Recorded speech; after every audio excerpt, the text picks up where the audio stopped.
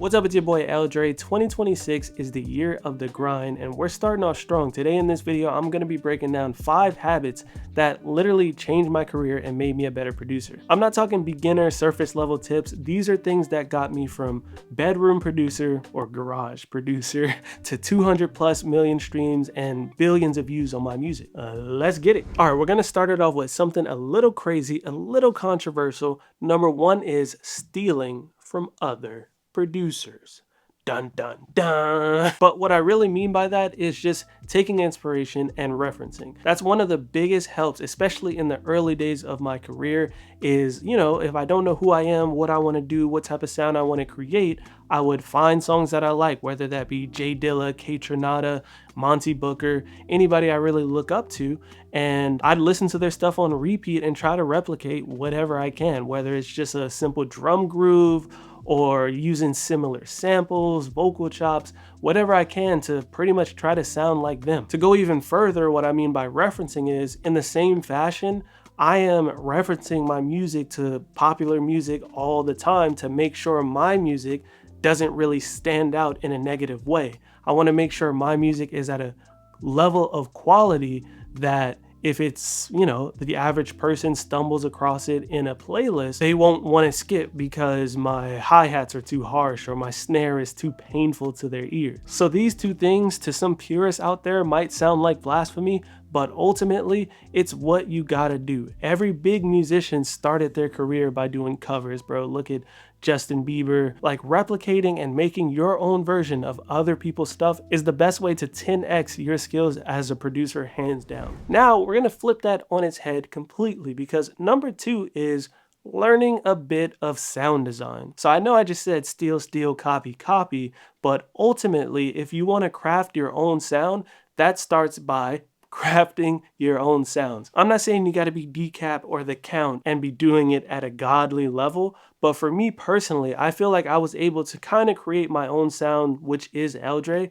by creating my own drum sounds, recording my own Foley samples out in the wild. Like, if you go to my catalog, a lot of my songs with the most streams on them are sounds that I made myself. And I am not that great of a sound designer by any means, but due to the genre I'm in, I don't really need to know too much. Like, my process of making my own sounds for like my drum kits and stuff, it really starts with like the most simplest bare bones sounds and just layering organic stuff on top of that. If you listen to like Married Life or Adventure Time, just listen to those snares, bro. Those snares are made from sampling the trash can at Disneyland, and I think the other one was literally just me closing a door. Now, one thing I haven't really gotten to is real synthesis with like actual synths, actual instruments. But basically, if you really want to stand out and you really want to sound unique, yeah, obviously you learn music theory, you learn an instrument, blah, blah, blah. But a chord progression is a chord progression. If you're learning how to make your own pads and your own sounds that nobody else has, for me personally, it's just a quicker path to becoming unique and developing your own sound. Okay, now number 3 might actually be the most important, and that is finishing plus releasing your beats. I'm looking at you. Yeah, you don't look away. I know you got like 100 beats in a folder that no one is ever going to hear. You're making a beat for like an hour or 2 hours, and you might not like it or something, so you might scrap it. Just bounce it out, bro. The first step is just bouncing things. That was really a big change for me. Simply bouncing something out, whether it's a 1-minute beat or just like an 8-bar loop, is a great way to kind of make something real.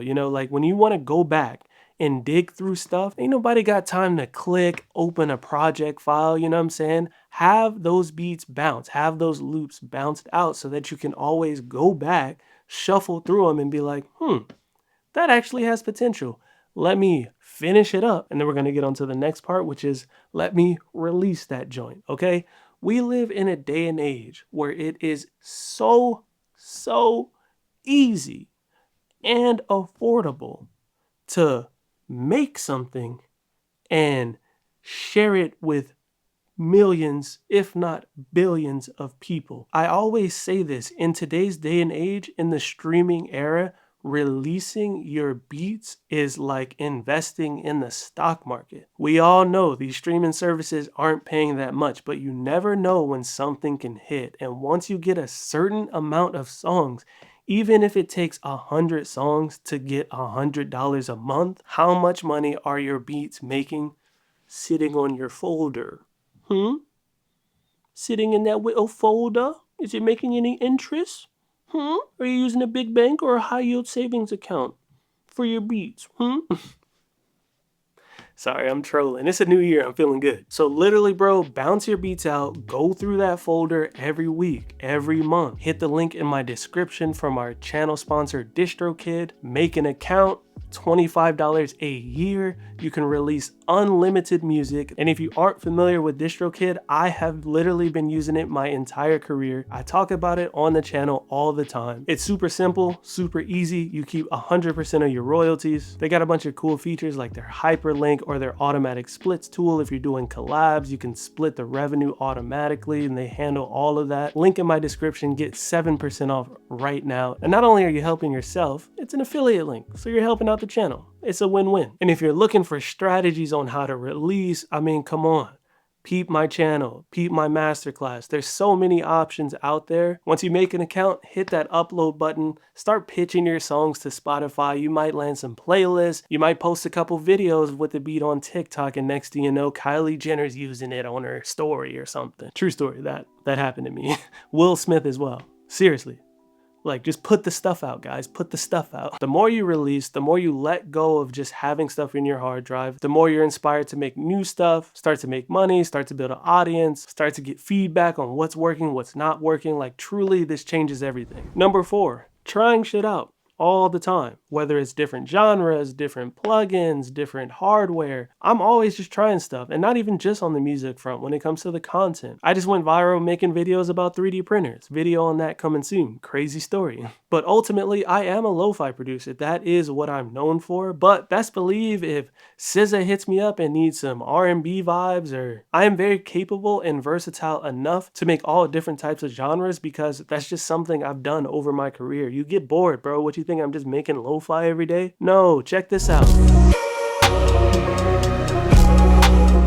And check this out. You don't like the way we talk.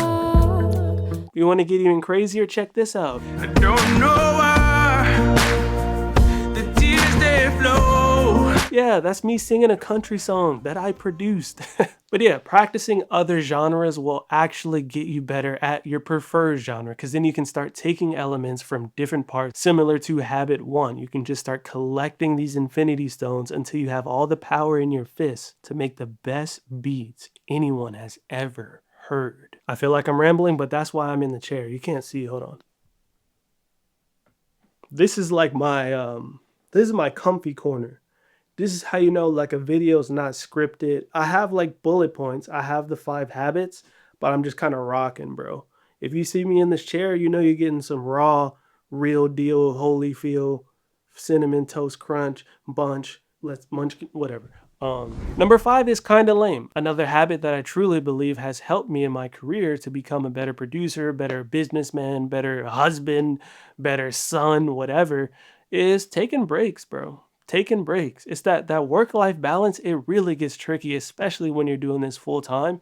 And you know, whether it's beat block or whatever, sometimes you got to step away from that computer, step away from that Ableton Push, whatever it may be, and get some fresh ears, bro. Watch a movie, I don't know, watch TV, go hang out with your family, eat some good food.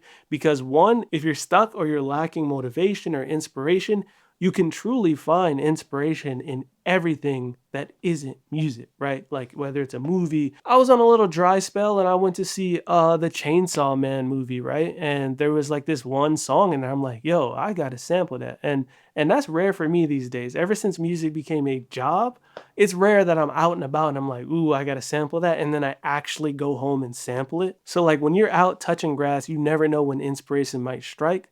And if you don't do that stuff and you're just locked in and just in a repeated circle, you're just going to get burnt out, bro. And that's how people actually quit. They quit from just being sick of it and burning out too hard, too fast. So yeah, don't feel guilty for stepping away. It's definitely a part of the process.